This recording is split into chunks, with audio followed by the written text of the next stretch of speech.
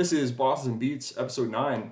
I feel like a powerful wizard. When something works in programming world, I'm just like, I am strong. Like my kung fu is strong. When you elevate to like another stage and another level, it changes your perspective on stuff. Like you know, I've been patient. Now you're waiting to see what everybody thinks about it. Now you're waiting to see how they react to the hard work you put in. So reading the crowd is something that an artist has to do. And it's probably like with a game, being a game developer, you don't have to, that's not a thing, right? You make your game. Oh, well, I mean, that's what it is, right? Or am I wrong? I'm glad you brought that up, man. For me, like, I don't really get to choose like who I'm making a thing for. I feel like the idea chooses me. It's something I've had to accept because I just want to hide in my room and, you know, make pixel enemies all day. So I've had to, dude, Tech will tell you guys, I've had to work really hard to kind of accept this fact. You need to talk about yourself, Joel. You need to let people see your personality. And if you don't, it's like, why would I play your game, dude? I don't know who you are. Who are you? So that's a hard pill I've had to swallow. How do you feel this work on Bosses and Beats has impacted you as an artist? More than anything, it's been like a procrastination killer. Just knowing I have to have a boss this week to do anything with. If I see something that could make the difference in this boss being truly memorable, I'm gonna say it. Now, you know, I don't know when I say it how you know plausible that is.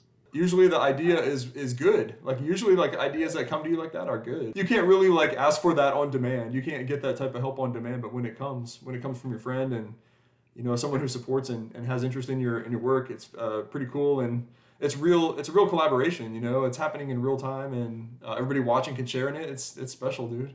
We got a question in the chat from We Are Woo. Your favorite Zelda game, Tech? I'm wearing it. A Link to the Past. Link to the Past. There you go. Graphically, it was just amazing, and just the dungeons and the clues and just the presentation was easily my favorite Zelda game. We Are Woo. Thanks, man. Yeah. Thanks for tuning in. And same question to you. So what's your favorite retro game of the SNES Genesis era? What's your favorite game from that time period? Yeah, it's a pretty hard question, man. I mean, so as far as Zelda goes, I'd have to go with Legend of Zelda, like the original game. I think that's always been my favorite one. Tonight we're hanging out. We're just talking, and you know, we wanted a chance to introduce ourselves a little bit more up close and kind of candid with everyone and with each other, and just spend time hanging out. This is what the experience is about. It's good times with friends, and it's been super fun. I'm enjoying this, and you know, it's a little bit different thing.